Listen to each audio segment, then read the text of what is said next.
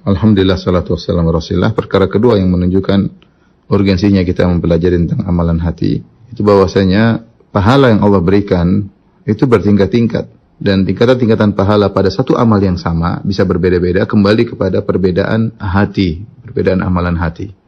Oleh karenanya Bakar Al-Muzani rahimahullah pernah berkata, "Ma sabaqahum Abu Bakrin bi kathrati siyamin wala salatin, walakin bi syai'in waqara fi sadrihi." Tidaklah Abu Bakar mengungguli para sahabat yang lain dengan banyaknya puasa dan juga bukan dengan banyaknya salat, tetapi dengan suatu yang terpatri dalam dadanya, itu suatu amalan hati. Sebenarnya Allah mengatakan, "Alladzi waqara fi sadrihi", yang terpatri dalam dadanya adalah hubbullah. Dia mencintai Allah Subhanahu wa taala. Demikian juga Fatimah bintu Abdul Malik, istrinya Umar bin Abdul Aziz rahimahullahu taala. Ketika Umar bin Abdul Aziz telah meninggal dunia, dia ditanya tentang amalan suaminya, ya. Maka apa jawaban istrinya? "Wallahi ma kana bi aktsarin nasi salatan wala bi aktsarihim siyaman." Demi Allah, Umar bin Abdul Aziz suamiku bukanlah orang yang paling banyak salatnya, bukan juga yang paling banyak puasanya.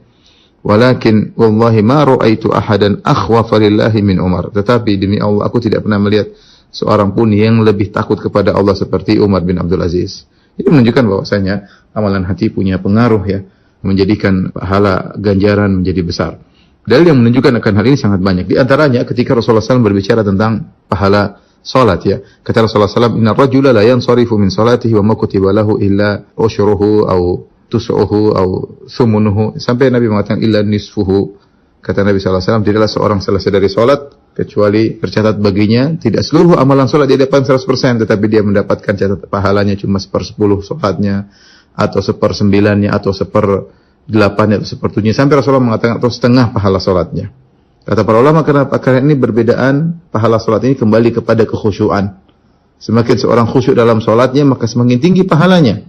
Ya, ini dalil bahwasanya ganjaran pahala, tingkatan pahala tergantung dengan amalan hati. Ini kita tahu khusyuk adalah salah satu bentuk amalan hati. Kemudian juga dalam hadis yang masyhur disebut hadis sahibul bitaqah, yaitu Nabi SAW mengatakan, "Yusahu bi rajulin min ummati yaumal qiyamati." Dipanggillah seorang dari umatku pada hari kiamat. Fayunsyar lahu tis'atun wa tis'una sijillan, kemudian dibentangkan baginya 99 catatan kemaksiatan. Kullu sijilin maddul basar, setiap catatan sejauh mata memandang, isinya maksiat terus. Maka dia menyangka dia akan binasa, ya. Kemudian kata Allah Subhanahu wa taala, "Sungguhnya kau memiliki satu kebaikan di sisi kami." Maka dikeluarkan kepadanya suatu kartu tertulis la ilaha illallah. Maka dia berkata, "Ma hadhil bitaqah min haula'i sijillat?" Ya Allah, apa pengaruhnya kartu ini dibandingkan dengan 99 catatan amal maksiat yang setiap catatan gulungan dibentangkan maka sejauh mata memandang, dibandingkan kartu kecil la ilaha illallah.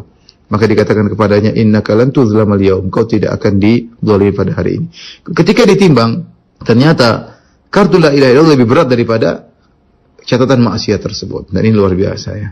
Dan kita tahu setiap orang Islam punya kartu ini. Setiap kita punya bitaqah, punya kartu la ilaha illallah. Tetapi kualitasnya berbeda-beda. Semakin seorang kuat, semakin tinggi tawakalnya, semakin tinggi keikhlasannya, maka akan semakin berat kartu la ilaha illallahnya kalau ditimbang pada hari kiamat kala. Ini dalil bahwasanya ganjaran berbanding lurus dengan kuatnya amal hati seseorang. Demikian juga kisah tentang seorang wanita pezina yang dia memberi minum kepada seekor anjing. Bainama kalbun yutifu bi raqiyatin kada yaqtuluhu al-atash idh ra'athu baghin baghaya bani Israil. Ketika ada seekor anjing kehausan, dia muter-muter di mulut sumur, dia ingin minum dari sumur tersebut tapi dia tidak punya kemampuan untuk turun mengambil air. Tiba-tiba sampai disebut dalam riwayat dia menjulurkan lidahnya di pasir karena kehausan. Maka dilihat oleh seorang wanita pezina dari Bani Israel. Maka fanaza'at muqaha, maka dia pun melepaskan sepatunya. Wanazalat fil bi'r, kemudian dia turun di sumur, kemudian dia isi air di sepatunya, kemudian dia naik lagi di atas sumur, kemudian dia fasaqathu, maka dia beri minum kepada anjing tersebut. Maka apa kata Nabi sallallahu alaihi wasallam? Faghafarallahu laha bihi, maka Allah ampuni dosanya gara-gara amalnya tersebut. Para ulama bahas, bukan berarti setiap orang kalau memberi minum kepada seekor hewan lantas kemudian dia dapatkan pahala sebesar itu. Tidak, tapi dia mendapatkan ganjaran yang besar karena ada suatu dalam hatinya yang luar biasa, keikhlasannya, rahmatnya, amalan hati. Ini menunjukkan amalan hati punya pengaruh yang sangat besar dalam memberikan pahala kepada seorang. Di antara juga dia akan hal ini misalnya tentang 7 golongan yang Allah naungi pada hari kiamat kelak tatkala matahari diberi jarak 1 mil di padang mahsyar, maka ada 7 orang spesial yang Allah naungi pada naungan Allah pada hari kiamat tersebut. Di antaranya ya Allah sebutkan orang-orang yang melakukan amalan hati yang luar biasa. Seperti apa? Rajulani tahabba fillah, dua orang saling mencintai karena Allah. Mencintai karena Allah amalan hati. Ya, kemudian di antaranya rajulun qalbuhu mu'allaqun bil masajid, seorang yang rindu ingin ke masjid, hatinya, amalan hatinya. Ya, di antaranya seorang yang dirayu oleh wanita yang cantik, jilitan kaya raya, kemudian dia tolak, dia berkata, "Inni akhafullah," aku takut kepada Allah, takut kepada Allah. Ya, amalan hati. Di antaranya seorang bersedekah dengan tangan kanannya, dia sembunyikan sampai tangan kirinya tidak tahu apa yang disedekahkan oleh tangan kanannya. Itu apa? Saking ikhlasnya, amalan hati. Kemudian di antaranya rajulun dzakarallahu khalian fa fadat ainah, seorang bersentuhan kemudian dia ingat Allah Subhanahu wa taala maka dia pun menangis. Ini juga karena apa? Karena amalan hati, ya. Jadi ternyata amalan hati ini punya pengaruh menjadikan pahala besar suatu amal, ya. Jadi bisa jadi seorang beramal yang sama tapi pahalanya jauh berbeda.